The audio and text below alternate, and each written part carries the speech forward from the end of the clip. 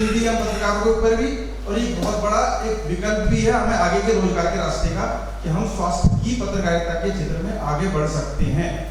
तो बहुत सारे पत्रकार पत्रकारिता का कोर्स करने के बाद खाली बैठे रहते हैं कि जितना उनको अपेक्षित है उतना नहीं मिल पाता। उनके लिए मुझे लगता है कि बड़ा एक अच्छा एक ऑप्शन उभर के आया स्वास्थ्य पत्रकारिता का क्षेत्र। और कितनी दुखद बात है कि भारत में जितने चैनल हैं और जितने अखबार हैं सब में एक सी खबरें होती हैं।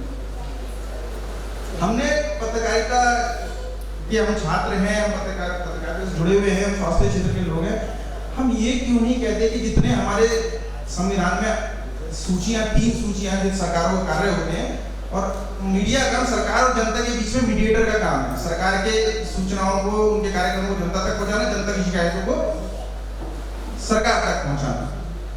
तो सरकारें जो काम करती है वो 3 सूची पे करती है। केंद्र की सूची होती है, राज्य की सूची होती है, समवर्ती सूची होती है। जब इतने सारे अखबार हैं, इतने सारे चैनल हैं, तो इनमें वैरायटी क्यों नहीं है? ये सब एक सी खबर ही क्यों दिखाते हैं? क्या एक एक मंत्रालय का एक एक अखबार नहीं हो सकता? एक एक चैनल नहीं हो सकता? कितने एवेन्यूज खुलेंगे? कितनी बड़ी बातें चर्चाओं में नहीं आती है? प्रधानमंत्री जी एक भाषण देते हैं और 2 घंटे सारे चैनल उसको कवर कर देते हैं, और उस बीच में जो पूरे देश में और चर्चा होती है उठता ही नहीं, उनके बारे में कुछ चर्चा ही नहीं आती, जितनी नहीं आती। क्या देश में सिर्फ एक प्रधानमंत्री जी का भाषण हो रहा होता है? अतीक अहमद ही अकेला ऐसा इशू है जो पूरे 15 दिन से 1 महीने से छाया रहा है। हमारी डे टू डे समस्याएं कौन सी हैं जिनके बारे में जिक्र हो रहा है चैनल पर या अखबार में? हम क्यों उसके पास जाए? तो मीडिया की तो विश्वसनीयता ही संदिग्ध बना दी हम लोगों ने, और इसमें सबसे बड़ा हाथ मीडिया का है।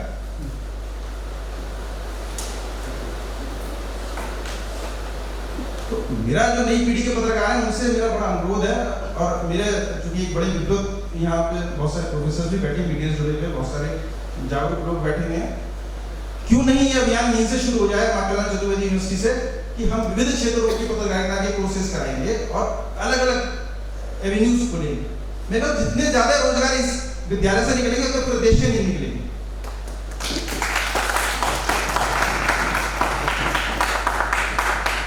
अब आज के विषय पर आते हैं, स्वास्थ्य क्षेत्र में मीडिया की भूमिका।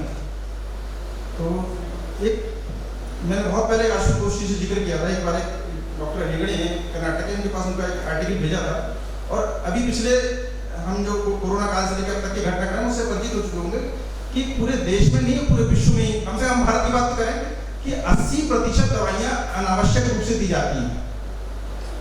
80% जो टेस्ट होते हैं, जो डॉक्टर लिखते हैं, वो अनावश्यक होते हैं, और 80% ऑपरेशन जो होते हैं वो गैर जरूरी होते हैं।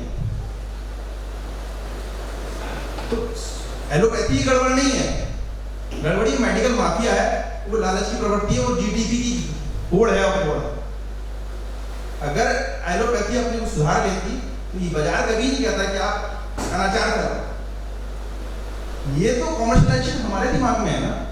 जो डॉक्टर हमारे घर से ट्रेंड होकर जाता है, हमारे बच्चे हैं ना, जो आज उन डॉक्टर्स को हम ही उनको बेचते हैं, बाद में उनसे शादी करते हैं, महंगी दहेज लेते हैं, या उनसे अपेक्षा करते हैं कि बड़ा मोटा माल कमा के लाएं, तो वो उसी तरह से मरीजों को बेवकूफ बनाते हैं।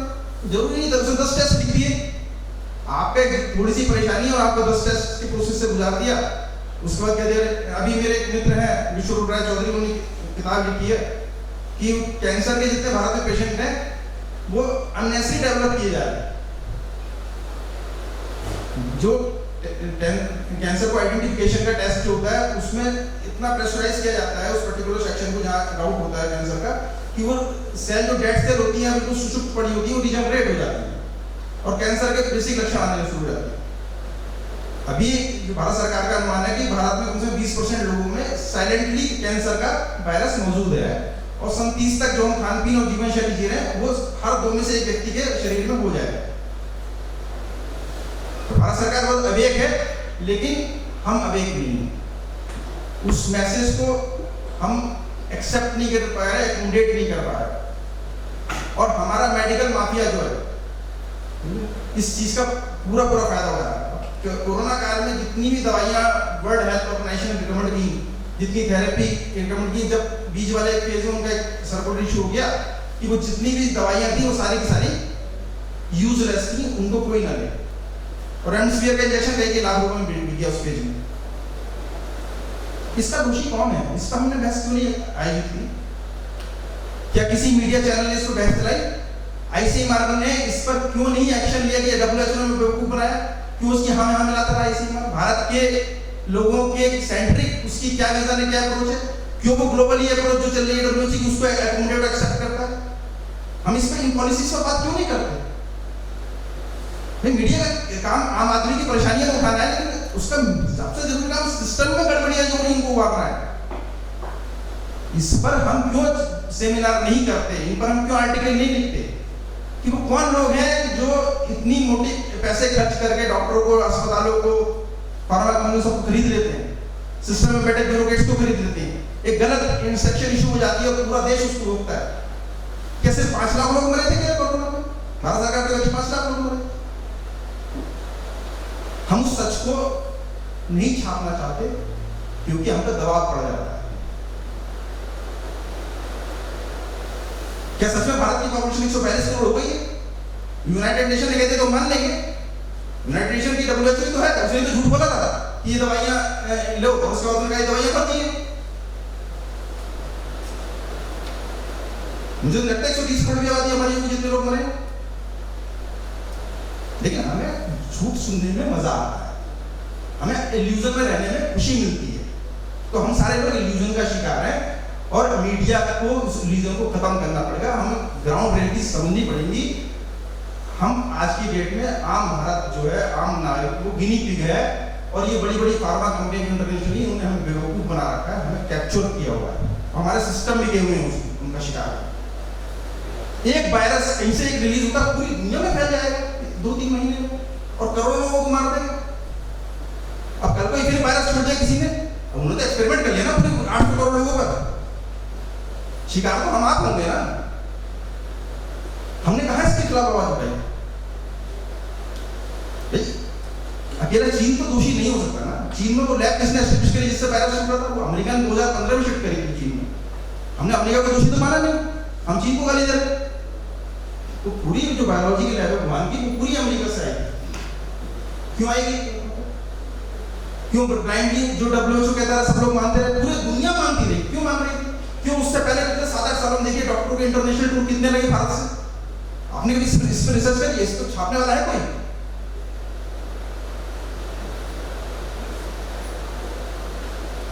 आज हमारी हेल्थ माफिया, हमारी सरकारें भी की दी है। जब जब भारत में बिल गेट्स आता है उसके बाद कोरोना के पेशेंट क्यों बढ़ जाते हैं? इस पे कोई कोऑर्डिनेशन बिठाएगा कोई? भाई कौन है बिल गेट्स? अमेरिका की फार्मा कंपनियां 20 हजार % प्रॉफिट कमाती हैं। वहां की जो drug and pharmaceutical control organisation है उन पर कई 1000 करोड़ के टैक्स लगाती है। 1000 करोड़ की दवाई बेचती, 20,000 करोड़ का टर्नओवर दिखाती है। ये लूट चल रही है पूरी दुनिया में। ये भारत में भी है। हमारे यहाँ जितने माफिया हैं सारे, अभी यहाँ अभी हितेश जी ने कहा, अशोक जी ने भी कहा कि सच्चाई यही है कि वही लोग हैं सारे, वो लोग हमारी सरकार से पोषित हो रहे हैं, संरक्षित हो रहे हैं। हम उसके खिलाफ क्यों नहीं आवाज उठाएंगे?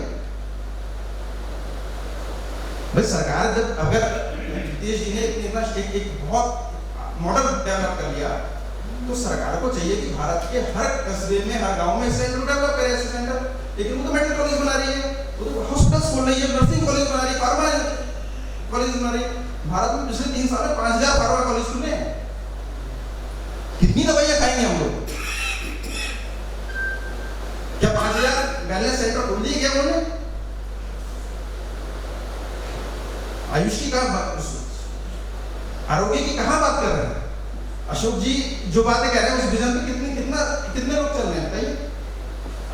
मॉडल विजन है अशोक जी ने, हितेश जी जो कर रहा है, मुझे लगा इन दोनों को आदर्श न लिया जाए तो इससे अच्छा कोई जीवन दर्शन है ही नहीं, इससे अच्छी स्वास्थ्य नीति नहीं हो सकती। लेकिन भारत सरकार क्यों नहीं मान रही है इसको? क्यों? जीडीपी के रोल 10% जीडीपी में पूरी दुनिया पल जाती है। पूरी दुनिया की जीडीपी में 10% 90% आबादी यूज करती है और बाकी 90% आबादी जो है उसके लिए, बाकी 10% आबादी की 90% जीडीपी चाहिए। हम उन 10% लोगों का शिकार हम 90% लोग क्यों बनते हैं? क्या इस पर बहस चलाने की इच्छा है हमारे मीडिया के साथियों की? इस पर लिखने की इच्छा है? ये मीडिया के इंपॉर्टेंट पॉइंट है जिन पर हमें काम करना है। लेकिन हम नहीं करते। हम चलाते हैं अतीक अहमद की बीबी, अतीक अहमद का ड्राइवर, अतीक अहमद का लेफ्टिनेंट। उस अतीक अहमद को पनपाया जिन पॉलिटिशियन ने, उनकी बात नहीं कर रहे। लेकिन मुलायम सिंह यादव ने क्यों पनपाया, अखिलेश यादव ने क्यों उनको सपोर्ट दिया, क्यों बीजेपी नहीं बोल रही थी, क्यों कांग्रेस नहीं बोल रही थी, क्यों सब पैसे खा रहे थे, उससे सब कमीशन देते हैं, क्यों ब्यूरोक्रेसी नीचे से ऊपर तक इन्वॉल्व है, क्यों पुलिस वाले उनको संरक्षण देते हैं, क्यों जजेस वहां पर उनकी हम सुनवाई नहीं करते। हम ये ऊपर ऊपर का खेल करके, देखिए अगर असली पत्रकार बनना समाज के बारे में, तो इनके जड़ों में जाना पड़ेगा और सिस्टम में जहां गड़बड़ हो रही है उनको एक्सपोज करना पड़ेगा। और सिस्टम सुधरने को तैयार बैठा है। आप रखें लाठी, रखें जनता की लाठी और पत्रकार की कलम से बड़ी लाठी बंदूक की है क्या? हम जब ढीले पड़ेंगे ये बेशर्म हो जाते हैं और ये हमें उठने शुरू कर देते हैं। हम जब सचेत रहेंगे ये हमारे हिसाब से काम करें, हमारे वोट पर हमारे टैक्स में चलने वाले लोग हैं। मगर पत्रकार इस धार को भूल गए हैं, क्योंकि सारे अखबार, सारे मीडिया चैनल किसी न किसी कारपोरेट ग्रुप के हैं और कारपोरेट ग्रुप उस 10% में आता है जो 90% जीडीपी को एक्सप्लॉइट कर रहा है। और मैं सैकड़ों पत्रकार जानता हूं पूरे जीवन संघर्ष करते रहते हैं और जिन लोगों को हीरो बनाते हैं वो रातों रात करोड़पति अरबपति बन जाते हैं। तो पत्रकार बेचारा कैसे मरता है? कोरोना काल में कितने पत्रकारों को सुसाइड करते देखा, कितनों मरते देखा, उनकी सहायता करने वाला पत्रकारिता बड़ा मिशन है। और असली अगर संत है जो सच में देश के लिए जो करने वाला है, एक सच्चा पत्रकार ही हो सकता है, जो हर दिन जागता है, सुबह सोने से रात को, सुबह जगने से रात को सोने तक दिन रात समाज के लिए देखता है, समाज के सारे कर्म और कुकर्म सब देखता है, जानता है, लिखता उतना ही है जितना उसको कलम को इजाजत मिलती है। तो सोशल मीडिया प्लेटफॉर्म बहुत अच्छी, यूट्यूब चैनल से आप बहुत कमा सकते हैं। आप सच बोलिए उस पर, सैकड़ों लोग सच बोल रहे हैं आज के सामने आ रहे हैं।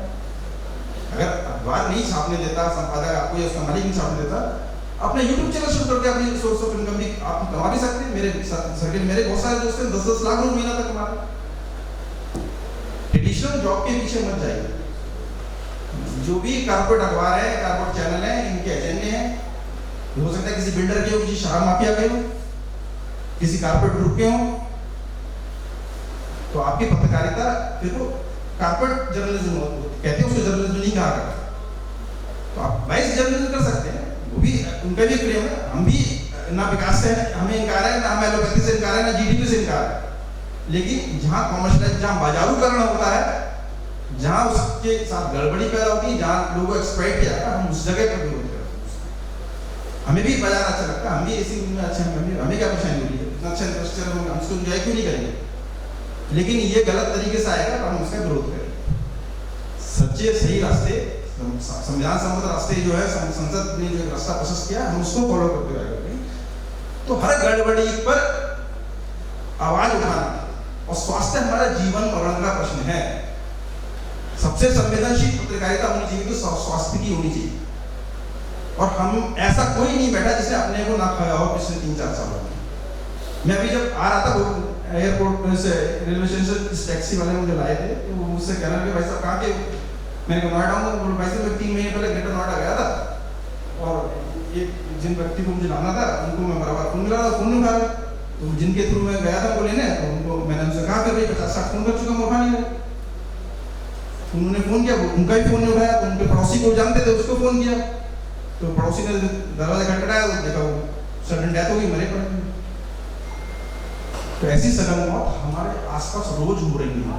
और वो वैक्सीन के साइड इफेक्ट हैं, जो वैक्सीन हमने ली थी। और सेकेंड वर्ल्ड वॉर के बाद भी स्पेनिश फ्लू फैला था, उसमें भी उसके जो हमने वैक्सीन दी गई थी उसके बाद भी 1960 तक लोग मरते रहे थे। 2% आबादी कम हुई थी, 2% अभी कम होगी अगले 20 सालों में, जो वैक्सीन के साइड इफेक्ट से मरेगी। लेकिन इस पर चर्चा नहीं होती, बताया नहीं जाता। मरने दो यार, चुपचाप रहो, चुप रहो, चुप रहो, चुप रहो, चुप रहो। ये हम अपना शोषण खुद कराते हैं। हम इन मुद्दों पर चर्चा से बचते हैं, हम डरते हैं, हमें ना सरकार से टकराना, ना सिस्टम से टकराना, ना पुलिस से टकराना, ना हमें संवादक से टकराना, ना हमें कुछ करना। चुप, लिफाफा मिल जाएगा, खुश हो जाएंगे, चुप रहो। चुप रहने वाला ही मरता है। जब मरना ही है तो बोल के मरो ना।